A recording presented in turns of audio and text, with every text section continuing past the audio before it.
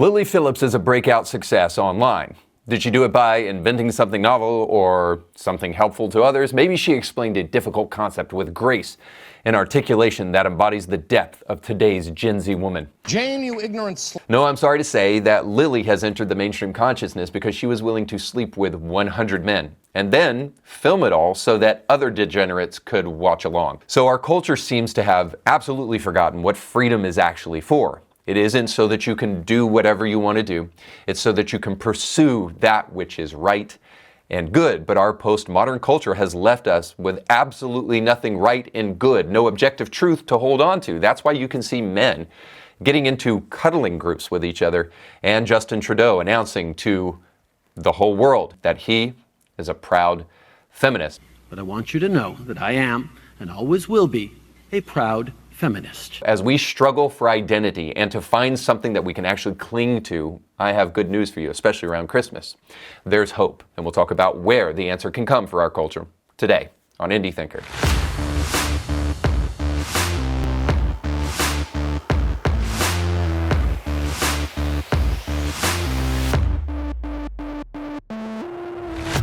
Welcome to the show. My name is Reed Huberman. Don't forget to like, share, and subscribe. Now, as we draw close to Christmas, you're inevitably going to be very, very busy. So I want to paint a picture for you, something that we're all going to have to consider.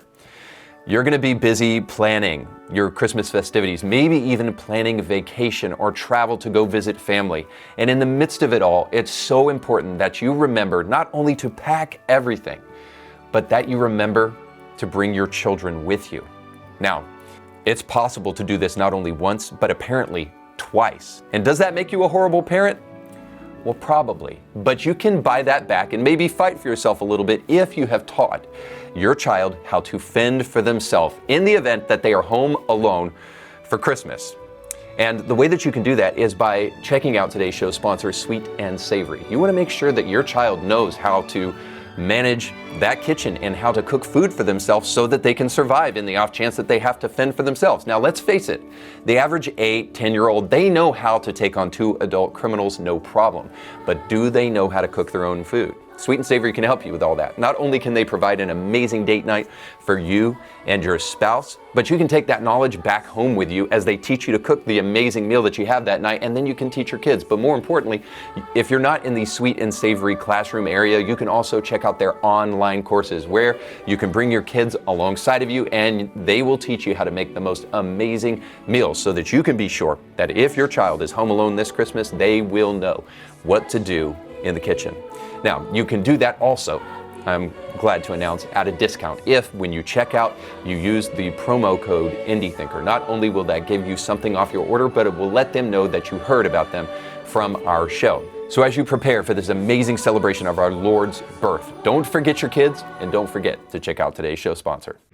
Lilly Phillips is an OnlyFans model, but I really don't like that name because it doesn't really achieve the kind of accuracy that you would need. So she's not really a model, she's an online prostitute who decided that she wanted to really stake her claim to fame by interacting intimately with 100 men in one day. And she filmed it all in a groundbreaking documentary. You can see some of that here. I think sometimes feeling so robotic, by the 30th, when we're getting on a bit, I've got a routine of how we're gonna do this, and it just sometimes you'd disassociate and be it's not normal. When they'd kind of be we've only had 2 minutes or 3 minutes and you said 5 on the message. Did someone say that to you? Yeah. And obviously it just makes me feel so bad. Do you think you should feel bad about that?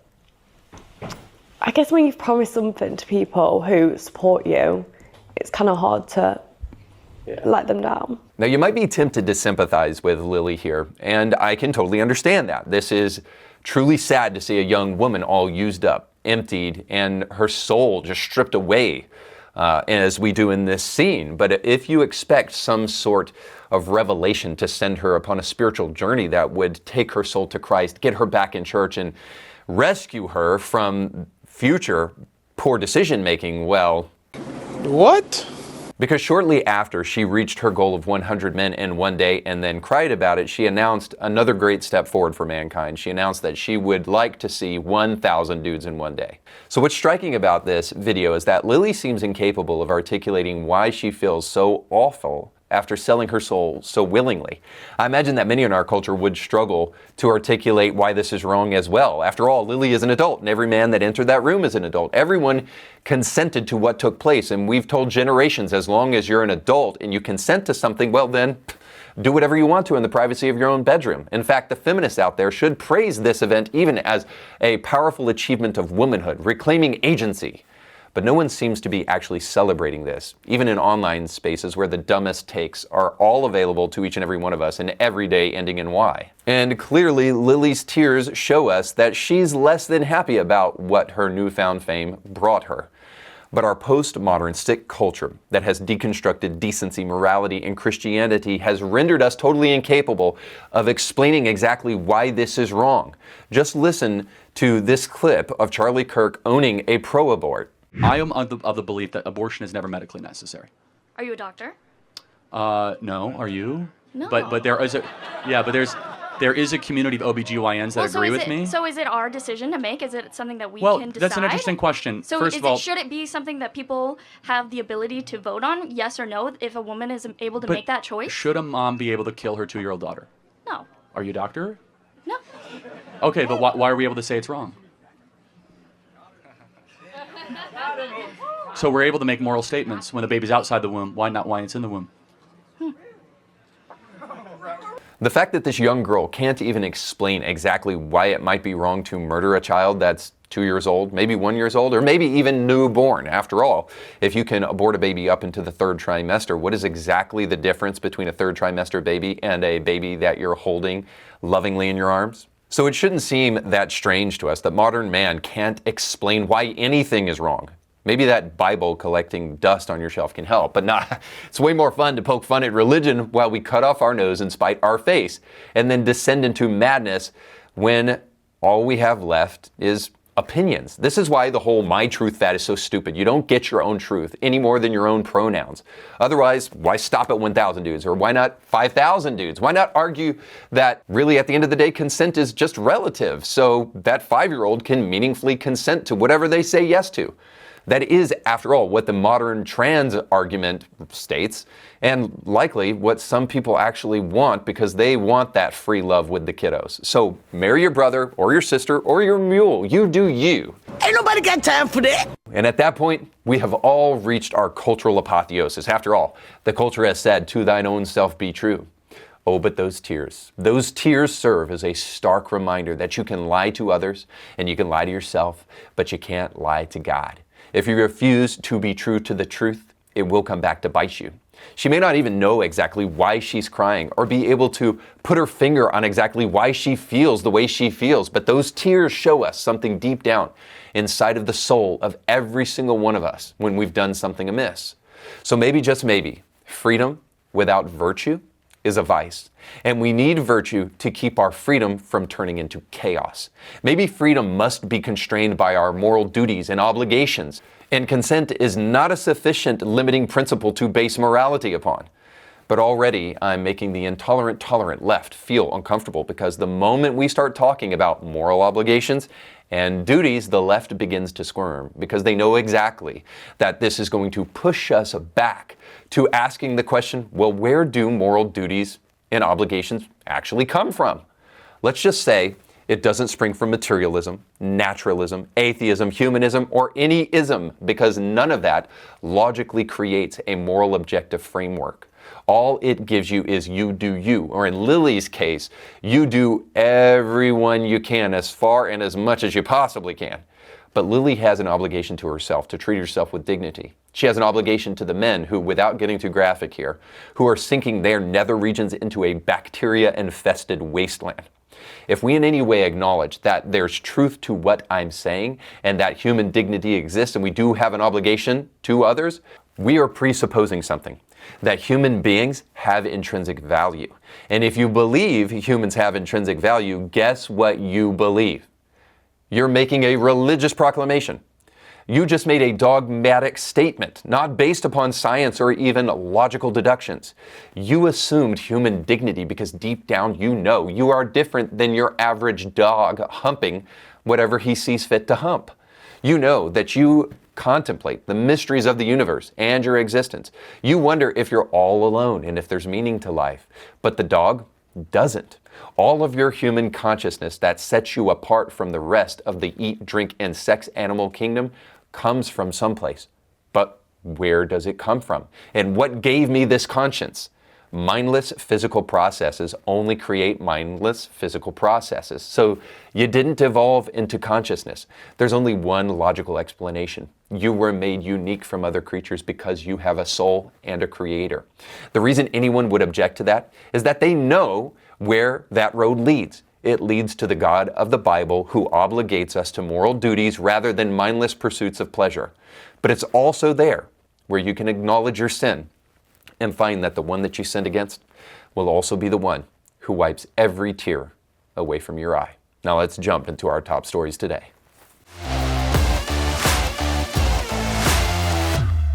We're dealing with a fatherlessness crisis in America. America has the highest number of single-parent homes compared to anywhere else in the world. So about 23% of American families are single-parent homes, whereas if you look at the rest of the world, places like China and places like India probably have around 3 to 4% single-parent homes. What is the cause for the breakdown of the family? Well, there's probably a myriad of different reasons, but I can tell you this, when a child doesn't have a father in the home, and 18.3 million children live without a father in the home, comprising about 1 in 4 kids, and about 80% of all single-parent homes are led by single moms, that means that 70% of youth then go to state-operated facilities where almost every single one of those kids came from a broken home. And then you find that when you look at mass shooters and other crimes and that kind of thing, the vast majority of these people also had unstable homes. In a recent study, 56 school shooters were looked at, and only 10 of those shooters, so around 18%, were raised in a stable home with both biological parents. 82% grew up either in an unstable family environment or grew up without both biological parents at all. And so we're seeing in real time that we desperately need dads in homes raising kids, or we will face the consequences. But maybe it's not just the absence of fathers, but the absence of real men who refuse to take on their obligations as men. And that's why we see things like this. Because just recently, a group of men went viral for cuddling together. That's right. According to mensgroup.com, the men's cuddling group is taking America by storm. And here's what they have to say about it. For a few years now, half a dozen men from different sexual orientations, have gathered in a Plymouth meeting in Pennsylvania twice a month to attend group support meetings that help them address and work through their traumas. Unlike other popular men's support groups, the support method chosen by this particular group of men is cuddling. While this may seem odd, especially for men, the Men's Therapeutic Cuddle Group members vouch for the cuddling method, saying it has helped them shed down their walls and confront everything holding them back from childhood, abuse to family loss. A men's cuddling group is a type of support group where men learn to embrace physical touch through cuddling as part of the support process and healing journey. I just want to make a couple things clear before we actually jump into the real issue here, other than the fact that no man actually needs to cuddle. Let's just be really clear about something. Every single one of these men in this cuddling group or any other cuddling group in America or the rest of the world, it's probably only in America, maybe Canada, America, all the men in those cuddling groups, let me be clear about this, are totally gay.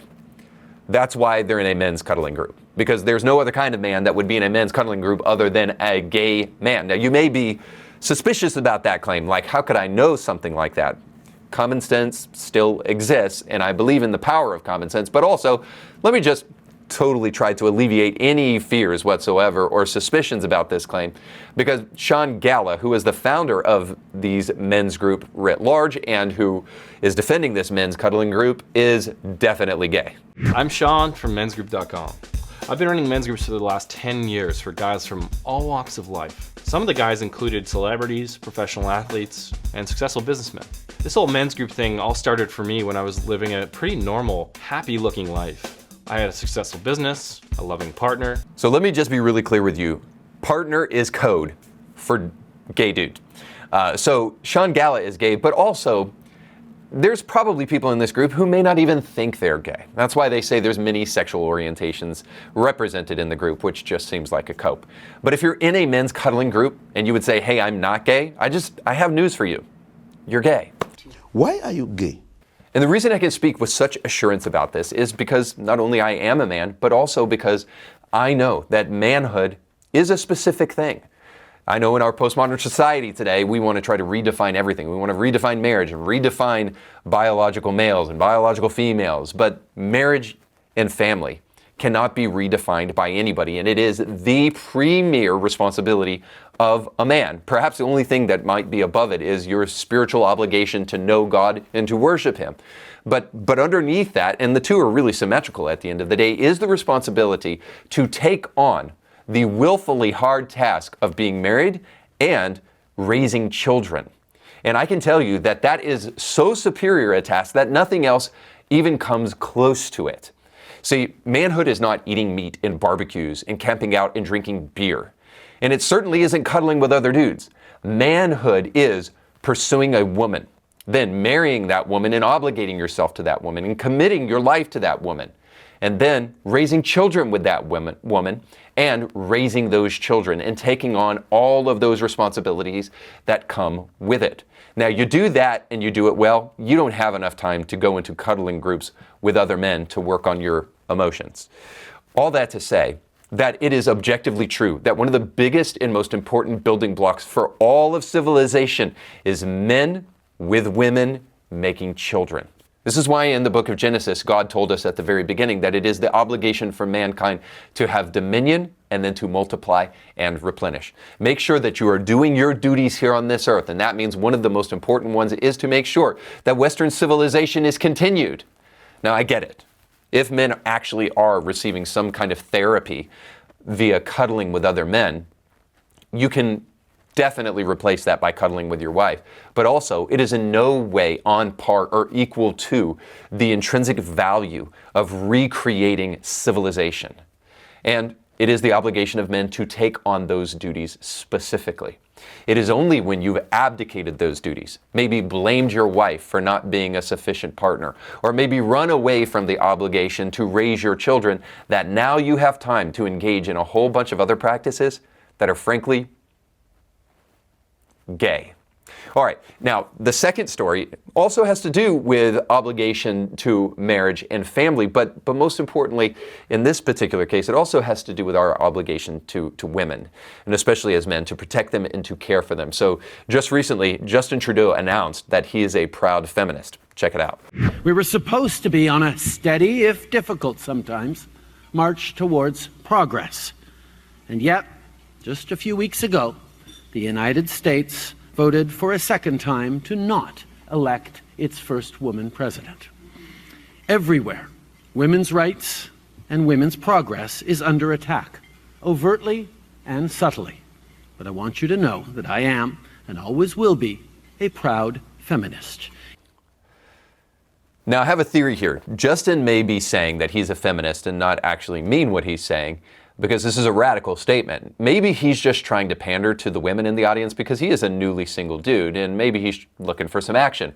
That's the most charitable take that I can give Justin. But if he actually means that he is a feminist, then I have to tell you, he might as well have said, I'm a proud member of Al-Qaeda, guys.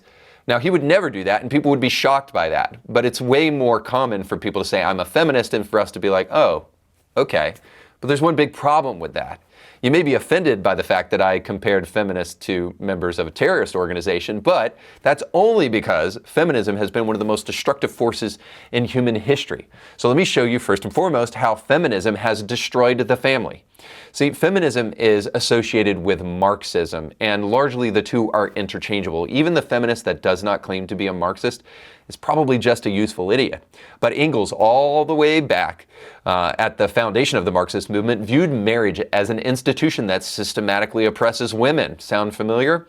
Freud would take Engels' idea and capitalize on it and take it a little bit further and say, hey, well, it's not just marriage and family that oppresses women, it's sexual restraints that are placed upon us by society or maybe even religion. And in order for you to have great mental health, you need to go around and have sex with everything. So throw off all of those restraints. So destroy what it actually means to be a woman with integrity. And then Wilhelm Reich. Why is it always that these old German dudes want to redefine sexuality, especially when it comes to children? Because Wilhelm Reich wrote a book, and it intended to liberate youth from their sexual repression and the authoritarianism of the family.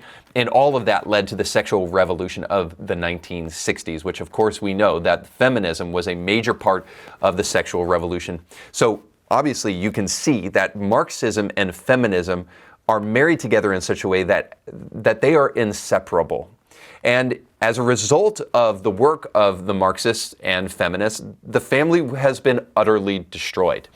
So when you have feminists coming along and saying that a woman needs a man just like a fish needs a bicycle, you can expect that women will then flee their responsibility to become mothers and wives, and that they will occupy themselves with other things. And this is exactly what has happened, because we've seen that feminism has been responsible for a catastrophic divorce rate. So in the US, divorce rates before the feminist movement were around 2.2 per 1,000. So this is in 1960. So about 2 people divorced for every 1,000. And then after the feminist movement, there were 23 divorces for every 1,000 in the 1980s. See, this is when the feminist movement had its fullest impact. And that divorce rate has continued to skyrocket and even get to the place where the only reason it's plummeted is because now people just aren't getting married anymore. So the institution of marriage was on the chopping block from the very beginning of Marxism and in the feminist movement. And then feminism has also done its darndest to destroy womanhood. So Shulamith Firestone, who was a famous second-wave feminist, said this in The Dialectic of Sex. She called for women to free themselves from reproduction and childcare with new technologies and institutions so that biological differences would have no more significance in society. So what technologies and what advancements is she talking about there? Is she potentially talking about medical science and its ability to chop off the wangs of boys and the breasts of girls and to magically turn them into the other sex? But it wasn't just Shulamith Firestone suggesting that we need to get rid of all biological differences so that there's no difference between men and women. It's also Judith Butler. She said this: when the constructed status of gender is theorized as radically independent of sex, gender itself becomes a free-floating artifice, with the consequence that man and masculine might just as easily signify a female body as a male one, and women and feminine a male body as easily as a female one. So I hope you can see from this that the whole idea of gender being separate from sex is not something that comes from science. It is something that comes from activism, something that comes from ideologues, and all of it was an attempt to try to remove women from one of their primary responsibilities, one of the superpowers that they have, which is motherhood. Because as a result of the feminist movement, abortions have skyrocketed. Now, in 1960, before the feminist movement had its way, there were around 300 abortions a year. Now, fast forward just 10 years after the feminist movement has kicked in, and now there's 193,000 abortions every single year in America. And then just 10 years after that, in 1980, there were 1.5 million abortions. Now, after hearing all that, you may argue cause and correlation. It's just incidental that feminism was starting to rise at the same time divorce rates and abortion rates became so catastrophic. I think that's an intellectually dishonest argument, but you're welcome to argue what you want. But I would rather encourage you just to be honest with yourself and to make some logical deductions here.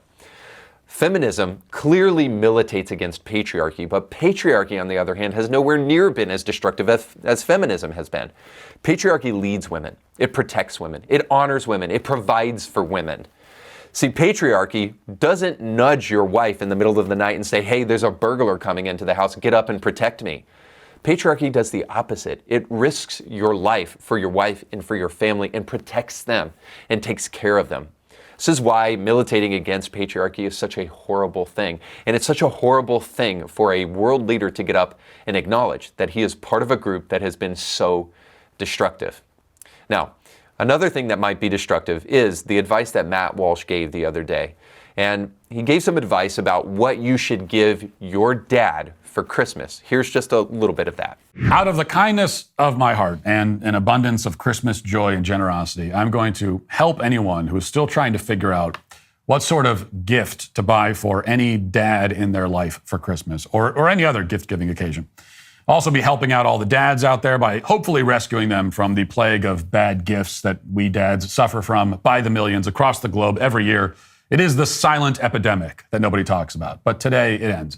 Now, you're about to hear some uniquely bad advice from Matt Walsh, which is rare because Matt is fantastic on a regular basis, but here he is dead wrong. And he's going to acknowledge that he's dead wrong because he is not going to respond to this video. He's not going to rebut any of the arguments that I'm about to give you because he knows that I am right. It has nothing to do with the fact that my channel is way too small for him to actually care what I'm about to say whatsoever. It's simply because he has been owned and he is shamed into silence. That's why he's not going to respond to any of this. So first, let's hear what he has to say about the famous gag gifts that fathers are given around Christmas or Father's Day. So why are gag gifts so bad? Anything that qualifies as a gag gift, okay?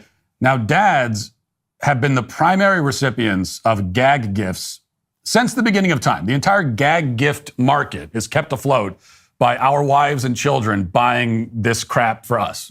Like, no one else gets the gag gifts as much as we do. Across the world, like $9 trillion are spent on gag gifts every year. I don't know if that's the exact number, but I'm sure it's something around there. And all that money is a waste. You're wasting money and our time on a thing that we will open and pretend to find vaguely amusing and never think about again. And there are a million examples of this sort of thing, but here's just one. This was apparently featured on Shark Tank at one point. It's a toilet timer, and Amazon tells me it's a funny gift for men. And there's like a million of these things. Funny gift for men.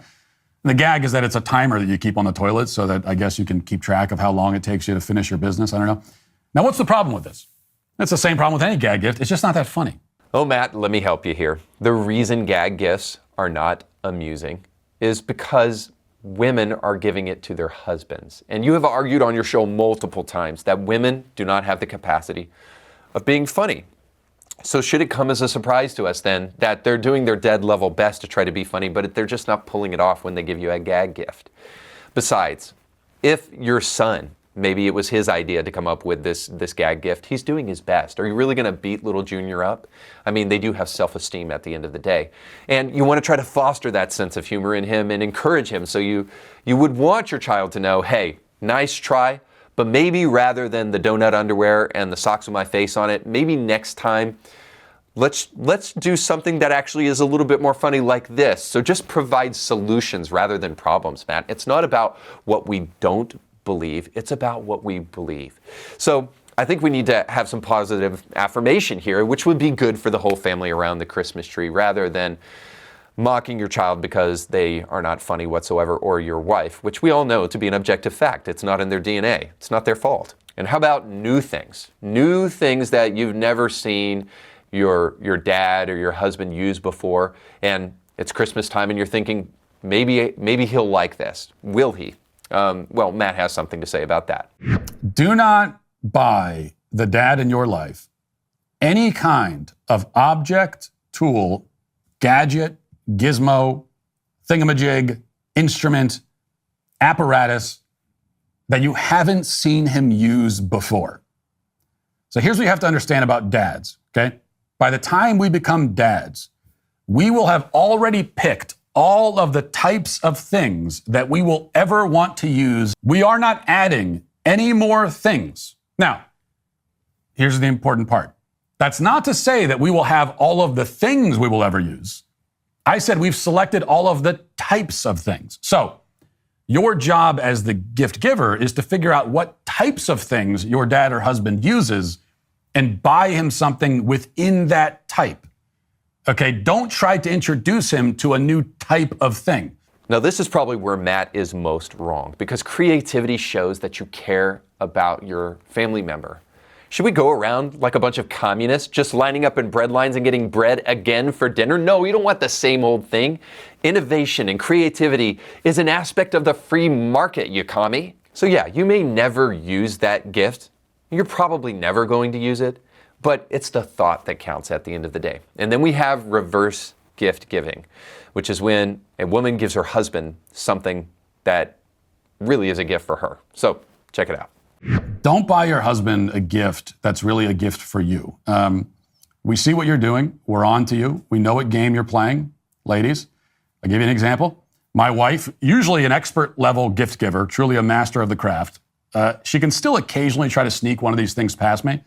So recently, she gifted me something that is called, and I'm not making this up, a beard bib. So this is a large bib a bib that you wear when you're trimming your beard, and it attaches by suction cups to the mirror in the bathroom. You wear it around your neck and it goes to the mirror, okay? And the idea is that it catches the beard trimming so that they don't clog up the sink. This is the gift my wife get. Why did she give me this generous gift? Well, because she is tired of the sink being clogged with beard trimmings. I, on the other hand, am not tired of it. I think it's fine. I think it's not a big deal. So this is a gift that she bought for herself. It's also something that I, in a million years, would never use. You could put a gun to my head and tell me to choose between a bloody death or the beard bib, and I would take death. And it would not be a hard decision. So the beard bib violated basically every rule I've just laid out. It's a type of thing I've certainly never used and would never use, and it's a gift for my wife, not for me. So let me be really clear about something, and this will bring us back to communism. The act of a woman giving her husband a gift, which is something that she really wants for herself, or something that does a service for her, is much like the saying, you will own nothing and be happy. So I have to be honest with you. If my wife doesn't take the gift that she bought from me and eventually use it for herself, she will eventually take it and move it, and I'll never be able to find it again. So it won't really matter if I had it in the first place to begin with. At least if she gives me a gift that she can use, then it will have some utility. And if men care about anything, they care about utility, or they should, Matt. Not to mention that I should remind you that being a husband is a call to self-sacrifice. As Ephesians tells us, we are to be Christ to our wives, and our wives are called to be the church to us. That means we lay down our life, we sacrifice, and of course, we let them give us gifts that we actually don't want. And there's one final point underneath all of this anyway. If giving is really about the act of being able to bless others and not receiving, if our blessed Lord and Savior told us that it's more blessed to give than to receive, and that's what Christmas should really be about, then why are we so concerned about what we get for Christmas? You know what I ask my wife for every single Christmas? Nothing. I say, do not buy me a thing. Literally, I want nothing. And do you know what she does every single Christmas? She buys me stuff. Now, I've worked hard to try to correct this behavior, but so far she has not obeyed the instructions from the head of her household, and I don't know that she ever will. In fact, the act of giving me absolutely nothing would be the greatest gift that she could ever give me, because it would mean that she is actually listening to me for once. Like Sarah calling her husband Lord, giving me nothing would show that she has proper subservience to me, her husband. So this should be the real answer for every single man that has ever existed. What do you want for Christmas? Absolutely nothing. See, try this with your wife, and this is how you know it's a feminist desire. Tell her you're getting her nothing for Christmas, or same kind of response, I guess, give her cleaning supplies, and you'll see a reaction that will make your Christmas not so festive.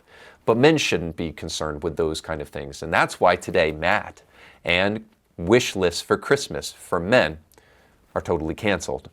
Now, that's all the time we have for today. If this show was helpful to you, don't forget that you can become an exclusive member of Indie Thinker by going to indiethinker.org/support, where this month we're giving away a free audiobook of A.W. Tozer's The Pursuit of God. If you want to deepen your worldview, this book will help you do that, and all of the exclusive extras over at Indie Thinker will help you do that, and so much more. But don't forget to like, share, and subscribe, and go with God.